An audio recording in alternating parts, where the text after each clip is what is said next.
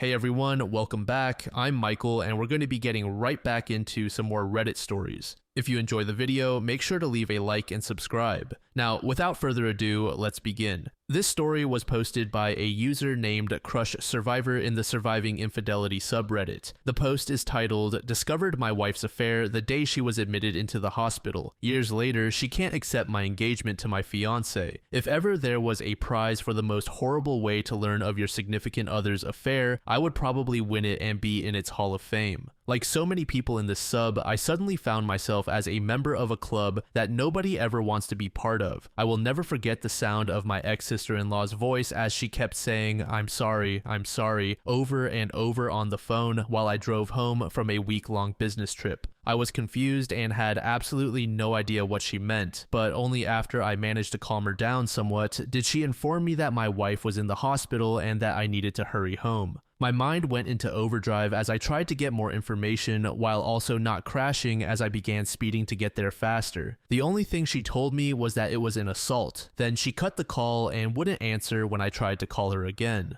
A bit of background. My ex and I met in our mid-20s through a mutual friend at a barbecue. At first, she seemed almost too good to be true. Not only was she incredibly beautiful, but she was also shy and introverted. It took a while for us to officially date, but once it happened, I was over the moon. When we first tried to get intimate, she suddenly started crying. I freaked out and thought it was something I did, but she apologized the next day and told me she was triggered. As it turns out, 2 years before meeting me, she had been in a long-term relationship with a guy who was abusive both emotionally and physically. He would degrade her during their moments of intimacy and then apologize afterward. She had a flashback, but reassured me it had nothing to do with me, so we took things slow as she was still in therapy. It was tough, but because I loved her, I believed that once we got over this, it would make our relationship stronger. And for a while, it honestly appeared that way.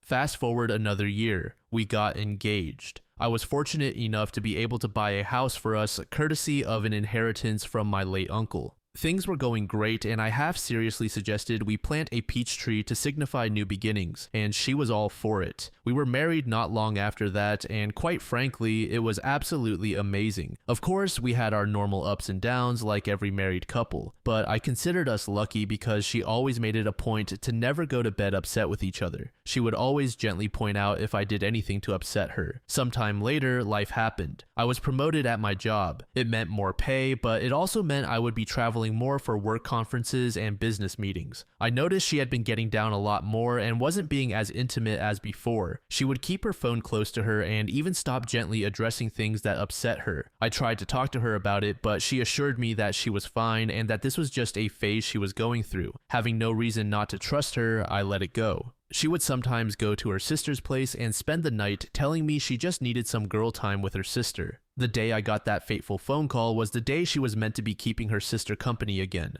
I remember rushing into the hospital, barely breathing and frantically asking about my wife when the world's most understanding and patient police officer sat me down to explain what had happened. He told me he was a friend of my sister-in-law and that he happened to respond to a domestic disturbance call. He arrived on the scene to find a couple fighting. The supposed boyfriend was on top of the female, punching her, and she was screaming, trying to scratch him. This didn't make any sense to me because 1, this had nothing to do with my wife since we were married, and 2, literally everyone who knew my wife knew she wouldn't do that. He gave me a knowing look, placed his hand on my shoulder, and then told me to be very calm because the girlfriend was actually my wife. If it weren't for the severity of the situation, I would have laughed in his face, but something in the way he said everything made me believe him. I was then ushered in by a nurse to see my wife, and what greeted me is something I still can hardly find the words to describe. I just stood there for what seemed like an eternity until a doctor came in and explained her injuries to me. Her jaw was slightly fractured, her left eye was completely swollen shut with massive bruising covering half of her face, and she had 3 broken ribs. Then the doctor dropped another bombshell. She was pregnant. I still couldn't understand how this happened until I caught sight of her sister. At first, she tried to avoid me, but at the persuasion of her police officer friend, she told me what she knew.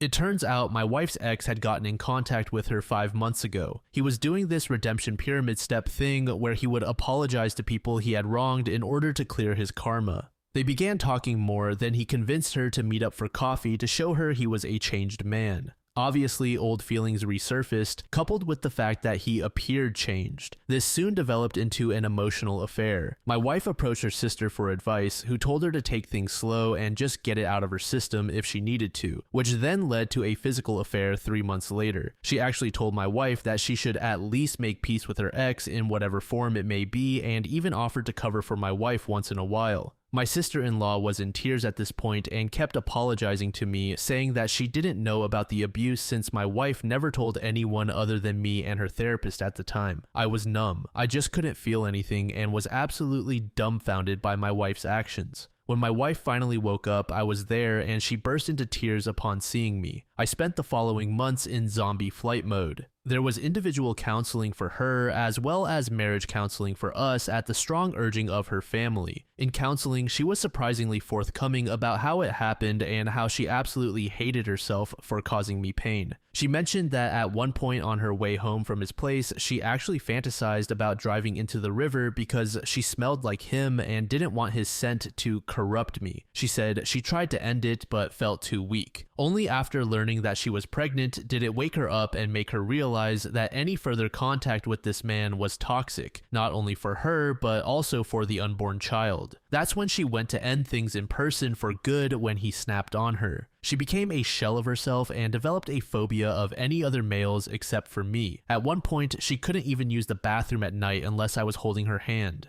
After the baby was born, we got a paternity test and he was mine. However, the more time I spent with her, the more I realized I didn't hate my wife. I actually loathed her. I couldn't see the woman I married. Instead, I saw his leftovers each time I looked at her. I decided to leave because I was afraid I'd do something I would regret and become exactly like her abusive ex. She begged me not to leave and even made the ridiculous offer of giving me a hall pass as well as allowing me to slap her if I wanted to. At that point, I knew I had to get out. She was actually very generous during the divorce. She moved back in with her parents and signed a very well thought out co-parenting plan issued by the courts. Fast forward 3 years later and I met my now fiance by chance. I was in a bookstore with a buddy of mine discussing Egyptian mythology when this beautiful woman approached me to correct my pronunciations of the Egyptian gods and cities. Needless to say, I was immensely impressed not only by her understanding, but also by the fact that she is Egyptian herself. We exchanged numbers, which eventually led to us dating. When I finally proposed to her, it was actually in front of the peach tree I had planted years ago. I got down on one knee, but before I could get my answer, she ran into the house and then came out with a ring as well. It turns out she was actually planning on proposing herself because she was madly in love with me and didn't want any other woman to have me. My son, in all his sweet childlike innocence, told his mother what happened because he was present when it occurred. My ex literally showed up that night in the rain, yelling about how I could propose to my fiance in front of our tree and that this wasn't the end of us. I am completely exhausted at this point. I cannot go no contact because she is the mother of my child, but she is basically harassing me and my fiance. How do I convince her to move on, to get over her fear of men and not force me to get a restraining order? Sorry it was long, but I am really desperate.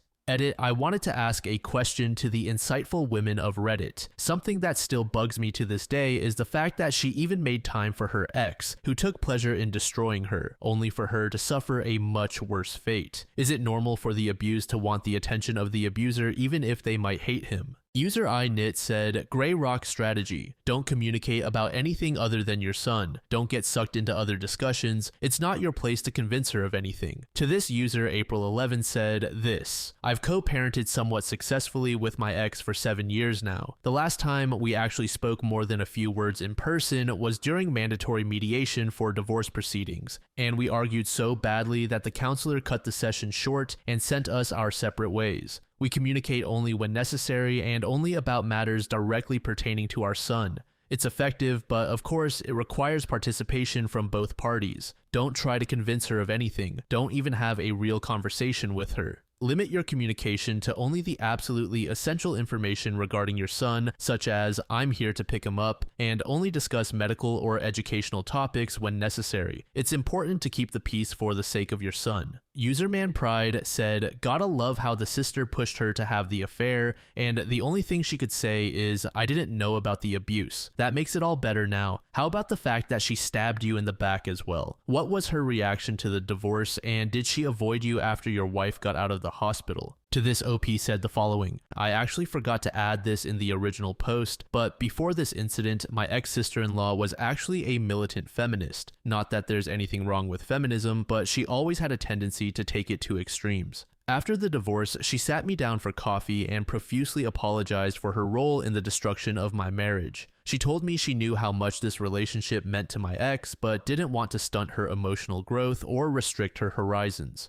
She begged me not to give up on her sister, but I simply couldn't stay married. Since then, she has become the image of an 80s woman. She's no longer militant and is very reserved, the total opposite of who she was before. A deleted user said, "My husband just had something similar. Not as dramatic as yours, but his ex was pretty crazy for a while after they split. She constantly overstepped boundaries and couldn't accept that he was with me now. What he said was to only talk to her if it was about the children. If she tried to talk about anything else, he would outright ignore her. Try that. She may not like it at first, but eventually she will give up when she realizes she's not getting anything in return." Update. Since my last post, my son's birthday was coming up and he told us he wanted to have a camp night for it. Now, I must explain that the boy absolutely loves the outdoors. Everything from camping to hiking to even playing in rivers are his favorites. And obviously, due to the ongoing situation, we cannot go to our usual spots. So I offered my backyard for it. Another request he had was for my ex to sleep over as well. He wanted to imitate a scene from one of his kid adventure shows where both parents are sitting on either side of the child and all three are roasting marshmallows on the campfire. Now, I had absolutely no intention of denying my son's birthday wishes, but at the same time, I couldn't have my ex sleeping in the same tent as me and my son. That would be far too disrespectful to my fiance. Even though she said she understood, it was clear she wasn't okay with it.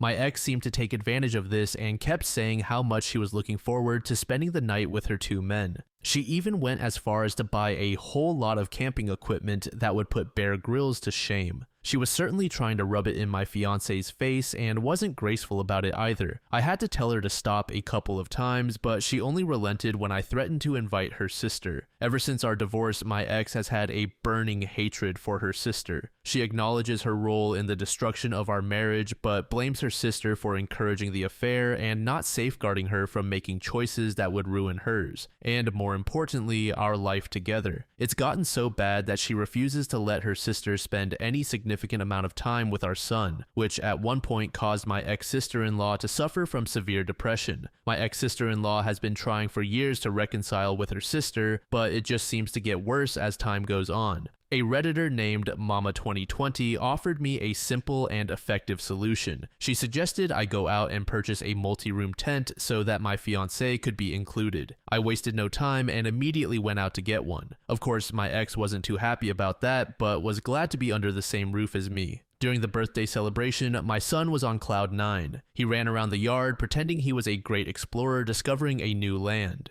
When evening came, I made the fire and my ex provided the marshmallows. He excitedly sat between us and started roasting his marshmallow alongside us. What I didn't expect was that after we were done taking pictures and making s'mores, he handed my fiancé a stick and a marshmallow as well and sat next to her to make his second s'more. It's honestly a mystery how something this pure and perfect could come out of the absolute mess that was the relationship between me and my ex. My ex asked for a bit of my time, which I obliged. We stepped into the kitchen and she apologized for her behavior on the day that I proposed, but not for her actions following that. She told me she still sees me as her husband in her mind, so the thought of me giving my heart to another terrified her. She said she never wanted to cause me pain and would give anything to go back in time and undo her mistakes. She mentioned how happy she was when the paternity test showed that I was the father, because she thought it was a new beginning for us and that he was proof of our love. I thanked her for having the courage to share all this, but told her I was happy with where I was in life and with whom I was with. I hoped she would find someone to make her happy as well. She said she meant what she told me on the day we divorced and will wait for me. I left the kitchen feeling exhausted because none of what I was trying to say got through to her. We decided to call it a night, where my fiancé and I slept in one room of the tent while my ex slept with my son in another. All in all, it was a good birthday for my son, but not such a good night for me. That's things so far, and I promise to update if anything major happens.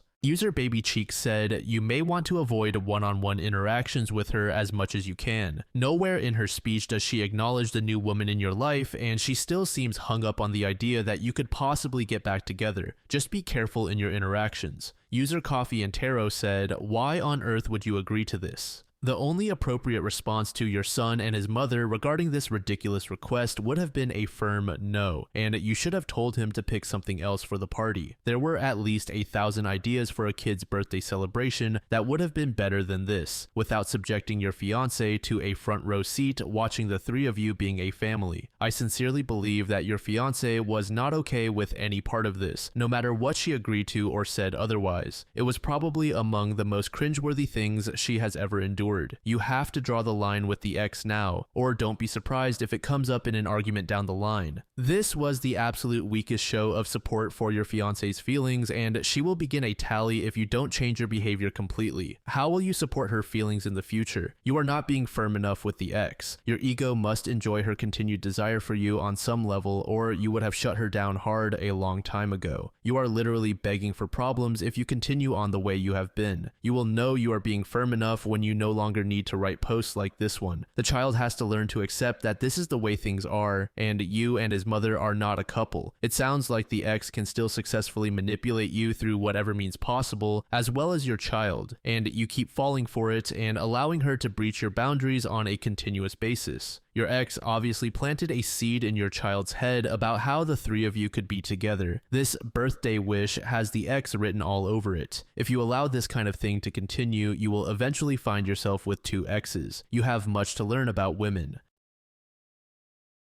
This next post was made in the same subreddit by a user named Blue Questions. The post is titled, I'm leaving my cheating BF and bought a house out of state behind his back. Do I tell him ahead of time or vanish while he's at work? My boyfriend and I dated a few years ago and had a wonderful relationship. His job transferred him out of state, so we split. He begged for a long-distance relationship, but I said no. He'd been trying to get back together ever since. He routinely asked about coming to see me when he had time off work, and when I would book solo vacations, he'd ask if he could meet me at my destinations. I declined, but eventually things worked in my favor, and I thought, why not? We were good together, and if it doesn't work out, I have the once-in-a-lifetime chance to live in NYC for dirt cheap. I went to see him half a dozen times or so, and we got back together. Since he had his own place thanks to mommy and daddy's money, I sold my little house, moved across the country to the heart of New York City, and started paying him super cheap rent. I soon learned my lesson. Dude was cheating, not just with anyone, but with high-dollar prostitutes. He was even working on making connections to moonlight as a screener or security person at a parlor at one point. Major ick, to say the least. I decided to play the long game. I kept everything cool despite confronting him. I lied and said maybe we could reconcile if he jumped through all the hoops. I started saving even more than before. I kept an eye on the housing market, and I'm now under contract on a place back home. Since it's a cash transaction, it's more likely to close. My closing is in 3.5 weeks. I've already secured a job transfer with my company that allows me to move at will. I'll be renting a car, and since I didn't come here with much, it'll take me literally 2 hours to pack and load up everything. So here's my question. I kind of want to leave him a 30-day notice letter on the kitchen table along with a check for November's rent and a refund for his portion of the vacation we booked with my keys in a lockbox on his door. Then maybe write something like, because all cheaters deserve to die alone, or even a more detailed closure letter of sorts. That sounds so satisfying, even though it'll cost me an extra $600 to give him notice then around October 5th instead of October 1st, since I'll owe November's rent. We don't have a written lease, and I doubt he'd come after me for it, but I'm not leaving it to chance and giving him any excuse to try and find me considering all his legal connections. Then, of course, I'd dip, block him on everything, change my phone number, and skedaddle. The other option is to tell him by October 1st, stay with him for a few more days, and then go. Hotels here run $250 nightly, and that's without my dog, who obviously has to come too. So exiting the place on October 1st is less than ideal. Would I be the asshole if I did what I want to do? User Taiwan Bandit said NTA for getting away from that POS. I would just leave your proof on the table and leave when he is not home. I'm not sure I would be concerned about settling expenses either. Even if you leave the money, he will still chase after you for a while. He seemed persistent in finding you in the past to wear you down. Good luck with your new home and location. Don't look back. User cord TSL said, "You don't owe him anything. Your plan of action seems legitimate and covers all bases. Leave with your head held high, knowing that you took the high road, one that no one would have faulted you for skipping. I'd recommend getting tested for your health and safety and then enjoy your new life. And let us know how the move goes." User Mustang said, "Leave when he is at work, get a new phone number, and reset your phone so he can't follow you. Block him elsewhere and leave a note that says, 'I know if you want, but he will never know 100% why if there's no note.' Also, go to the bank and close your account, then open a new one. Change the credit card address to your parents for a while and go paperless." Update. It all worked out, and I didn't tell him anything. I closed on my new place in the second week of October. I was originally thinking I'd be out of NYC the week after, but my employer had other plans, so I did not leave until the end of the month. Once I got the go-ahead from my employer, I scheduled to rent a car before work one Monday morning. On the day of, I parked it in the closest garage I could find to where I was staying and made a few trips on foot between my ex's condo and the car to start inconspicuously loading the trunk with what few belongings I had. Then I went to work. I came home that night, played everything cool, and acted like my normal, loving self around him. When he went to work a few hours after I got home, it was showtime. I loaded up my oversized backpack one last time, left a 30-day notice on the kitchen table along with a money order for his portion of an upcoming vacation, quadruple checked that I wasn't forgetting anything, and that was it. My dog and I left that apartment for the very last time. We walked over to the parking garage and hit up a USPS blue box along the way to drop in a duplicate copy of the 30-day notice that would also contain his keys. I didn't leave him an explanatory note or message. I didn't give him a piece of my mind, none of that. No context whatsoever, just the 30-day notice and an explanation for the money order. Then my dog and I were out of there. I was more than terrified to have to drive through Queens and Manhattan, but I got through it. Leaving at 3 a.m. definitely helped. Once I was well into New Jersey a while later and far out of the NYC metro area, I stopped for gas and took a few minutes to block him on every conceivable platform. I drove over 15 hours straight and crashed that night at a Motel 6 just 20 minutes from my new address. I was back in the Midwestern city I've called home since graduating college eons ago. The next morning at 10 a.m. sharp, I met with my realtor to pick up my new keys and see the condo I bought for the first time. I love it here, just my dog and me. Furnishing and decorating this little space has been a blast. I live in a high-rise complex that includes 4 buildings of rentals, 1 senior living building, and then mine, which consists entirely of owned condominiums. My first apartment ever was in one of the rental buildings, and back then I found myself looking at listings in this building, wishing I could buy one of them instead of renting since I loved living there. Lo and behold, 13 years later, my condo is the exact same floor plan that I loved back then. I sure as hell would have never thought back then that this would be the story that got me here, however.